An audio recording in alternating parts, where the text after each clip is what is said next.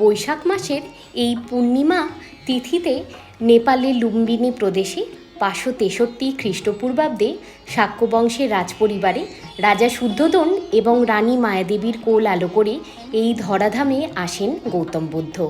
আবার পরবর্তীকালে এই তিথিতে বোধিলাভ এবং মহাপরিনির্বাণ লাভ করেছিলেন বলে এই তিথিকে খুব গুরুত্বপূর্ণ বলে মনে করা হয়। হিন্দু ধর্মে গৌতম বুদ্ধকে বিষ্ণুর এক অবতার হিসেবেও মানা হয়।